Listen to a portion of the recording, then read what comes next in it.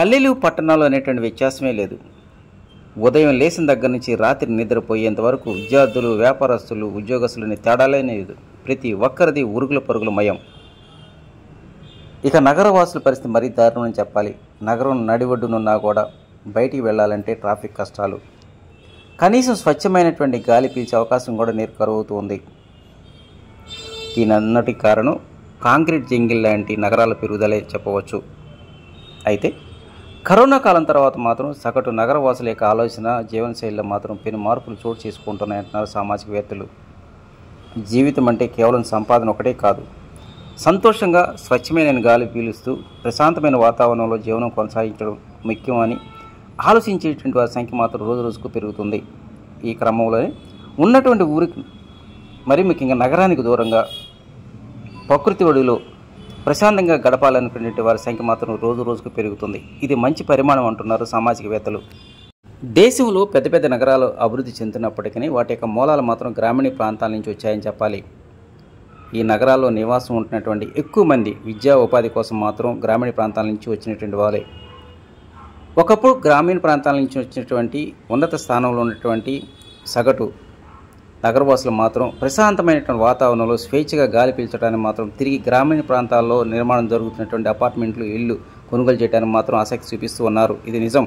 హైదరాబాద్ కావచ్చు, వైజాగ్ కావచ్చు, విజయవాడ కావచ్చు, గుంటూరు కావచ్చు, ఏదైనా సరే నగరానికి దూరంగా 3 నుంచి 4 కిలోమీటర్ల పైబడి గ్రామీణ ప్రాంతాల్లో వెంచర్లు వేస్తున్నప్పుడు మాత్రం ఆ ప్రాంతాల్లో కొనుగోలు చేయడానికి మాత్రం ఎక్కువ మంది ఆసక్తి చూపిస్తున్నారు అంటున్నారు రియల్ ఎస్టేట్ వ్యాపారస్తులు. దీంతో వినియోగదారుల యొక్క అభిరుచులకు అనుగుణంగానే స్థిరాస్తిదారులు మాత్రం కొత్త ప్రాజెక్టులతో ముందుకు వెళ్తూ ఉన్నారు. ఇక గుంటూరు, విజయవాడ నగరాల మధ్య ఉన్నటువంటి మంగళగిరి ప్రాంతంలో ఈ ట్రెండ్ బాగా కనిపిస్తూ ఉంది. రాజధాని ప్రాంతంలో ఉన్నటువంటి ఉద్యోగస్తులు, వ్యాపారస్తులు, ఇతర ప్రాంతాల నుంచి వచ్చినటువంటి వారు మాత్రం మంగళగిరి నగరం నడిబొడ్డున ఉండడానికి ఆసక్తి చూపించకుండానే నగరానికి దూరంగా ఉన్నటువంటి కాజా, చినకాకాని, ఆత్మకూరు ఇట్లా జాతీయ రహదారి ప్రక్కనే ఉన్నటువంటి గ్రామీణ ప్రాంతాల్లో వేసినటువంటి వెంచర్లు, అపార్ట్మెంట్లు, విల్లాసు, అదేవిధంగా ఇండివిజువల్ హౌస్లు కొనుగోలు చేయడానికి ఆసక్తి చూపిస్తున్నారంటున్నారు ఈ ప్రాంతానికి చెందినటువంటి రియల్ ఎస్టేట్ వ్యాపారస్తులు. ఎక్కువ మంది కొనుగోలుదారులు ఈ ప్రాంతం వైపే ఎందుకు మొగ్గు చూపిస్తున్నారంటే విద్య, వైద్య, ఆరోగ్యపరంగా అన్ని హంగులు ఉన్న కారణంతోనే మంగళగిరి మండల పరిధిలో ఉన్నటువంటి చినకాకాని, కాజా, ఆత్మకూరు, పెద్దవడ్లపూడి, అదేవిధంగా తాడేపల్లి మండల పరిధిలో ఉన్నటువంటి గ్రామీణ ప్రాంతాల్లో వేసినటువంటి విల్లాసు, ఇండివిజువల్ హౌసెస్తో పాటు అపార్ట్మెంట్లు మాత్రం కొనుగోలు చేయడానికి ఆసక్తి చూపిస్తూ ఉన్నారు.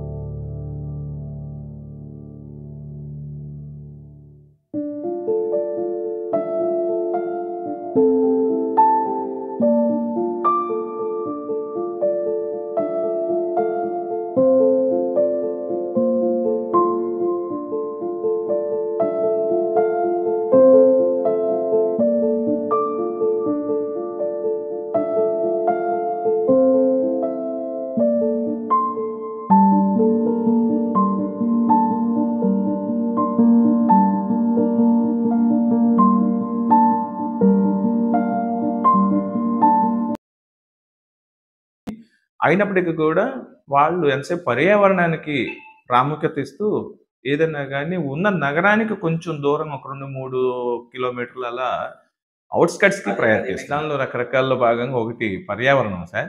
ఎందుకంటే వాళ్ళు అప్పటిదాకా గ్రామీణ వాతావరణంలో ఉన్న వాళ్ళు ఒక మళ్ళీ సిటీ వాతావరణానికి వచ్చి ఆ పొల్యూషన్స్ కానీ లేదంటే కనుక అక్కడున్న వాళ్ళకి విస్తరించి ఉన్న రోడ్ల ప్రకారం చూస్తున్నప్పుడు ఇక్కడ ఇరుకు రోడ్లు కానీ ఇవన్నీ కొన్ని పారామీటర్స్ వాళ్ళు చూసుకుని ఏదైనా గానీ ఔట్‌స్కట్స్ ప్రయారిటీ ఇస్తున్నారండి. రోడ్ కనెక్టివిటీ కూడా దీనిలో ఇంపార్టెంట్ అయింది. Plus amenities, yeah!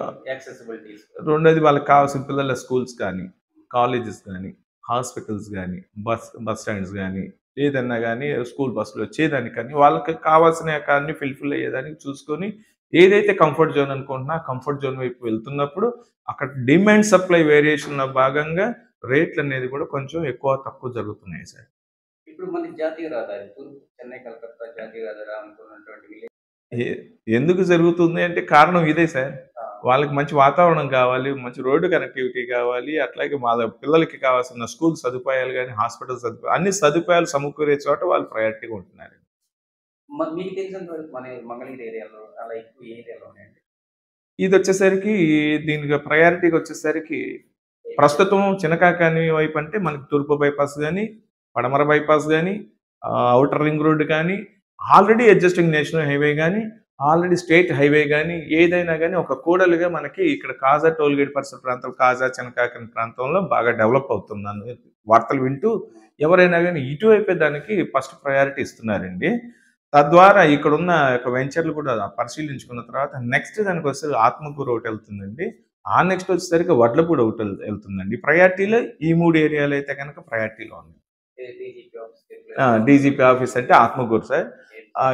ఎయిమ్స్ వచ్చేసరికి సార్ మనకి వడ్లపూడి రోడ్డు వస్తుంది. ఆత్మకూరు వస్తుంది. ఆత్మకూరు, వడ్లపూడి అనేది శివారు ప్రాంతాల్లోనే ఉంటున్నాయి కాబట్టి.